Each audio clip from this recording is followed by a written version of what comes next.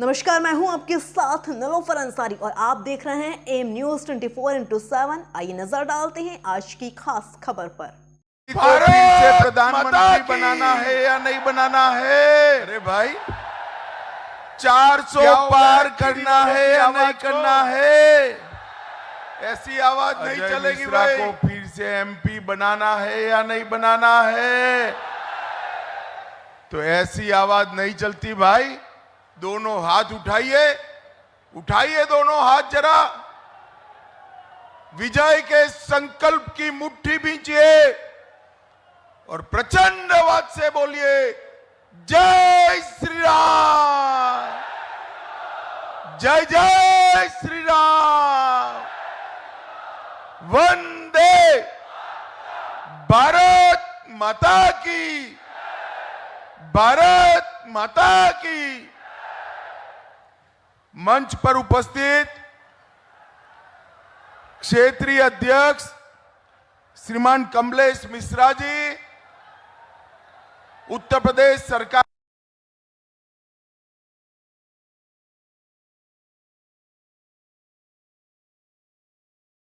में मंत्री, क्लस्टर प्रभारी श्री जेपीएस राठौड़ जी, वासुदेव मौर्य जी, सुनील सिंह जी, अचिन मल्होत्रा जी, विनीत मनार जी, लुकेंद्र प्रताप सिंह जी, योगेश वर्मा जी, मंजू त्यागी जी, रोमी साहनी जी, और आज जिनको जिताने के लिए मैं आया हूं, मेरे साथी मंत्री, आगे आओ अजय भाई, साथी मंत्री और यहां के प्रत्याशी श्री अजय कुमार टैनी जी के लिए जोर से ताली बजाओ जरा।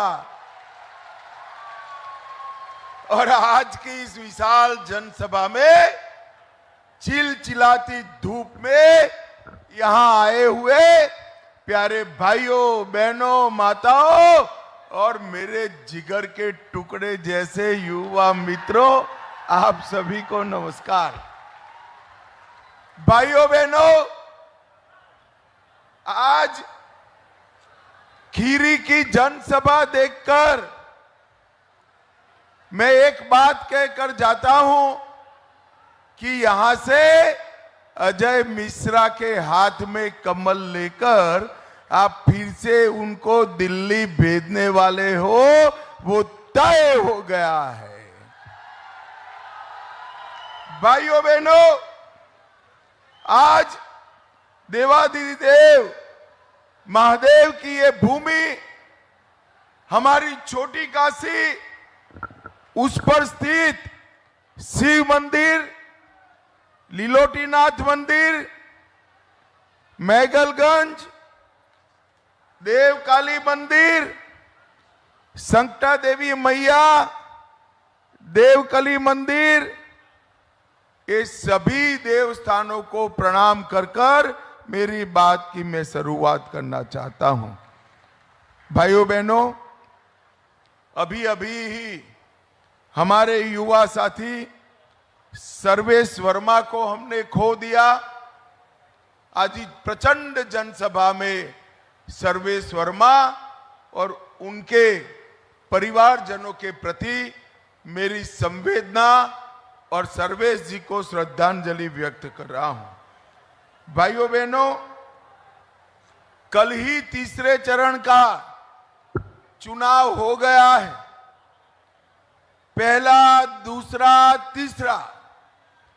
तीसरे चरण तक का परिणाम जानना है क्या? जोर से बोलो भाई, जानना है? पक्का जानना है?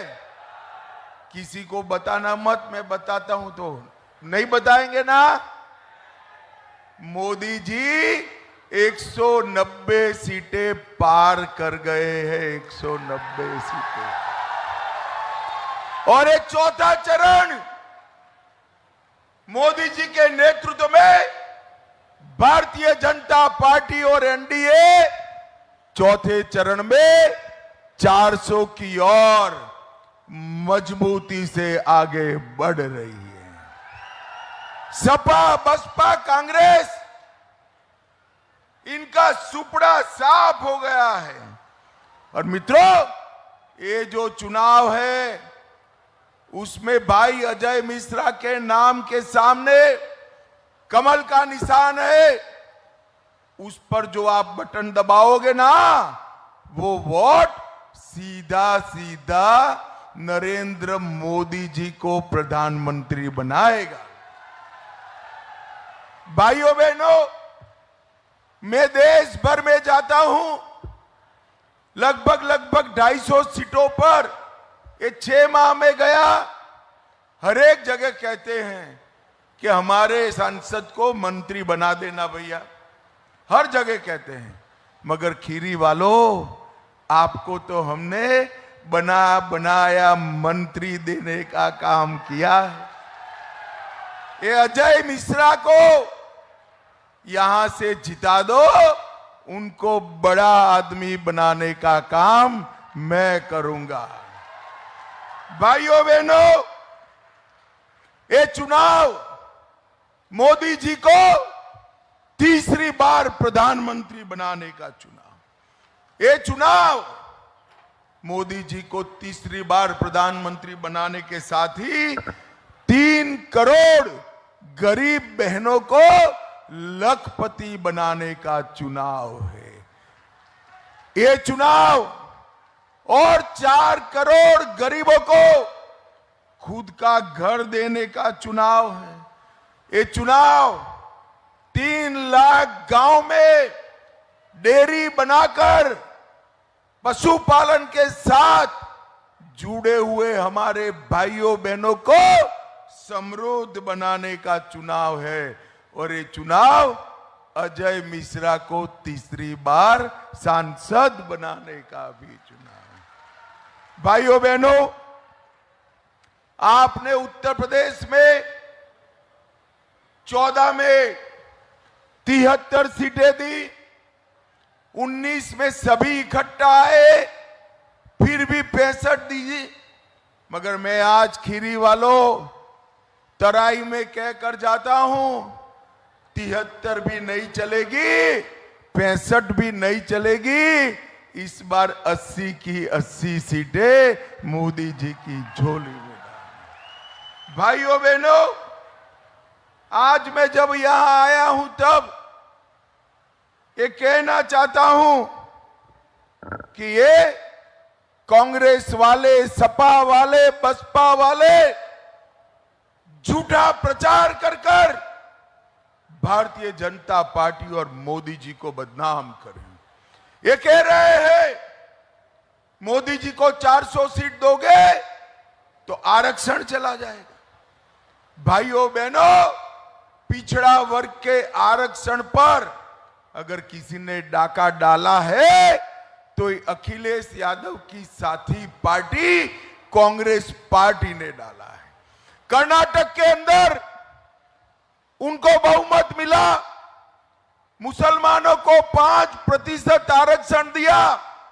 मुझे बताओ भाइयों बहनों, ये 5% आरक्षण किसका कटा? केवल और केवल मेरे पिछड़े वर्ग के भाइयों बहनों का आरक्षण कटने का काम एक कांग्रेस पार्टी ने किया। आंध्र प्रदेश में उनकी सरकार बनी, वहां पर भी मुसलमानों को आरक्षण दिया। और किसका काट कर दिया? पिछड़ा वर्ग का काट कर। मैं आज खीरी के सामने कहकर जाता हूं, भारतीय जनता पार्टी का बहुमत ला दो, इस संविधान विरोधी मुस्लिम आरक्षण को हम समाप्त कर कर पिछड़ा वर्ग को देने का काम करेंगे। भाइयों बहनों, ये राहुल बाबा कहते हैं हम एक झटके में गरीबी मिटा देंगे। अरे राहुल बाबा, आपका ट्रैक रिकॉर्ड देखो। आपकी दादी ने एक झटके में आपातकाल लगाया, पिताजी ने एक झटके में ट्रिपल तलाक को फिर से इंट्रोड्यूस कर दिया, और आपकी पार्टी ने एक झटके में पिछड़ा समाज का आरक्षण छीनने का काम किया है। भाइयों बहनों, मैं इतना कहना चाहता हूं कि कांग्रेस पार्टी और उसके चट्टे बट्टे जो हमारे यहां यूपी में ये समाजवादी पार्टी वाले हैं, ये पिछड़ा विरोधी लोग हैं। ये बात सभी पिछड़ा वर्ग के लोगों ने समझकर चलनी चाहिए। भाइयों बहनों, मुझे बताओ कि मोदी जी अभी अभी पाकिस्तान से जो भारत में आए हैं, हिंदू, सिख, बौद्ध, जैन, उनको नागरिकता देने का कानून सीए लेकर आए। एक खीरी में भी ढेर सारे लोगों के पास नागरिकता नहीं है, यहां बसाहतें बसी है। भाइयों बहनों, मुझे जोर से बताओ, ये हमारे हिंदू, सिख, बौद्ध भाई आए हैं, इनको नागरिकता मिलनी चाहिए या नहीं मिलनी चाहिए? अरे जोर से बोलो, मिलनी चाहिए या नहीं मिलनी चाहिए? ये राहुल बाबा कहता है, अखिलेश कहते हैं कि हम सीए को हटा देंगे। अरे राहुल बाबा, आप तो क्या, आपकी नानी भी ऊपर से वापिस आ जाए, इस सीए को नहीं हटा सकती। हम मोदी जी के